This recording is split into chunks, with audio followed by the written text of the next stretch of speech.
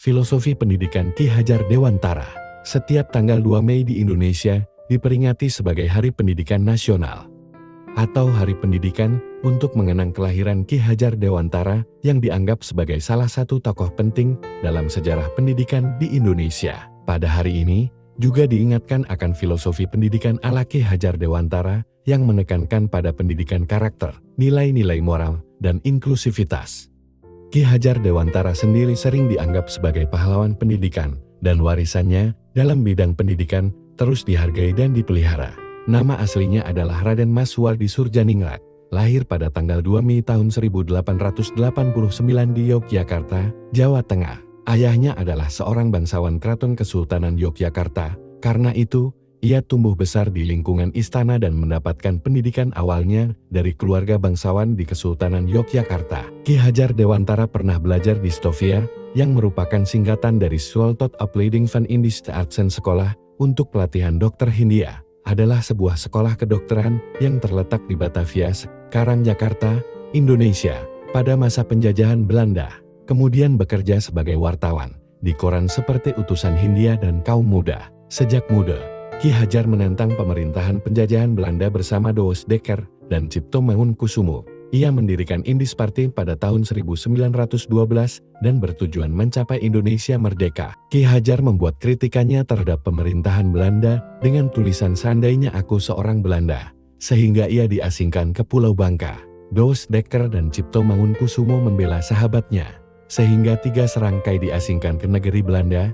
Akan tetapi di masa pengasingan, Ki Hajar Dewantara mendalami pendidikan dan pengajaran. Tahun 1919, Ki Hajar kembali ke Indonesia dan terus mengkritik pemerintahan Belanda lewat tulisannya, membuat ia sering keluar masuk penjara. Tibalah di tanggal 3 Juli tahun 1922, Ki Hajar Dewantara mendirikan lembaga pendidikan dengan nama Taman Siswa di Yogyakarta. Sejak saat itu Suwardi Suryaningrat memakai nama Ki Hajar Dewantara. Anak-anak dari semua kalangan bisa bersekolah di Taman Siswa. Ing Narso Sung Tulodo, Ing Madyo Mangunkarso, Tutwuri Handayani.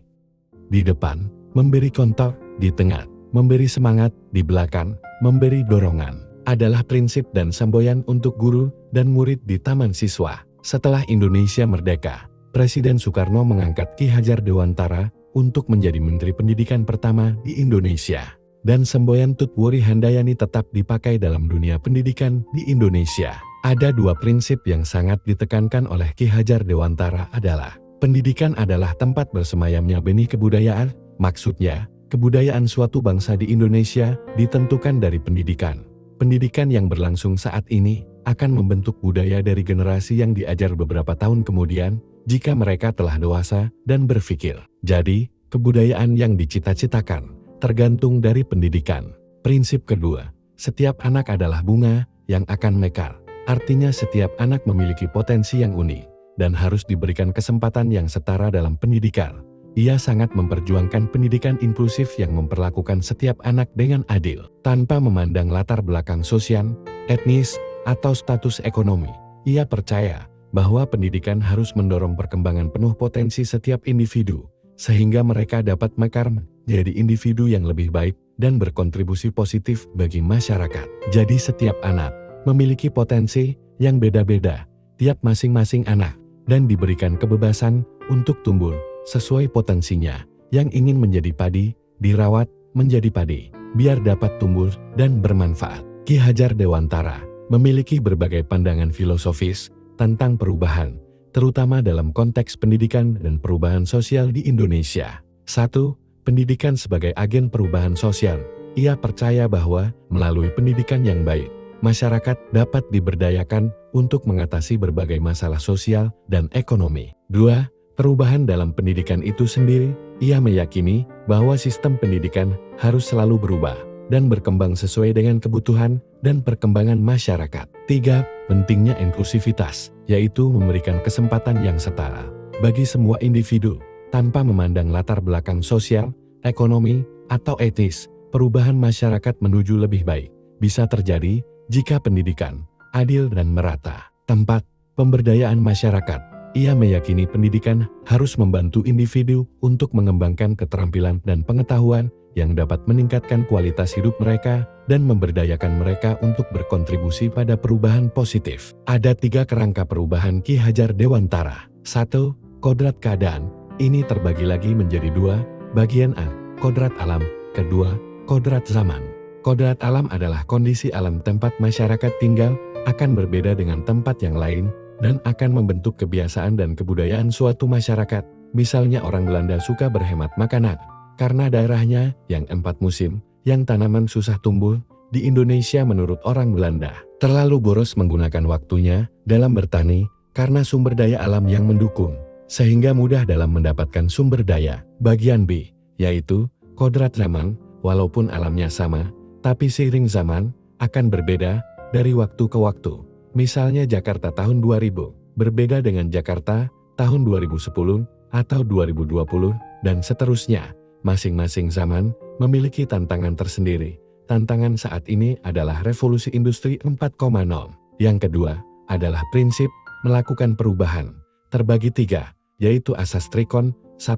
Kontinuitas, 2. Konvergensi, dan 3. Konsentris. Kontinuitas artinya, dalam melaksanakan perubahan, kita tidak boleh melupakan akar sejarah kebudayaan masyarakat, dan selalu berdialog kritis antara kebudayaan yang dijaga dengan pelaksanaan perubahan. Konvergensi artinya, pendidikan tujuannya adalah memanusiakan manusia, mendidik seseorang menjadi seorang manusia yang berakal, beradab, berbudi luhur. Konsentris artinya, pendidikan itu harus menghargai keragaman, karena setiap manusia memiliki potensinya masing-masing. Karena itu, pendidikan harus menghargai keunikan, dan karena itu pula pendidikan itu harus memerdekakan. Menurut Ki Hajar, pendidik itu ibarat petani.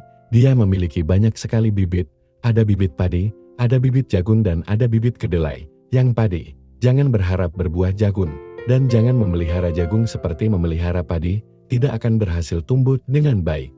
Yang ketiga, membahas tentang apa yang berubah. Yang berubah adalah budi dan pekerti. Budi itu adalah cipta, yaitu pikiran. Tasa yaitu perasaan, dan karsa itu artinya kemauan.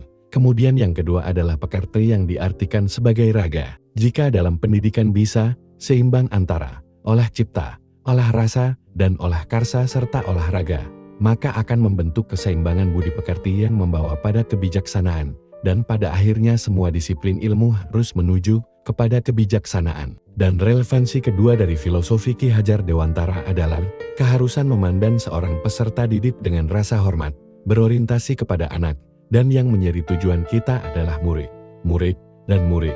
Artinya dalam pendidikan, dan pendidik harus berorientasi kepada murid. Salah satu azas dalam taman siswa, sekolah yang didirikan Ki Hajar Dewantara adalah bebas dari segala ikatan, dengan suci hati mendekati sang anak, tidak untuk meminta suatu hak, namun untuk mengabdi ikhlas mendidik anak. Referensi video.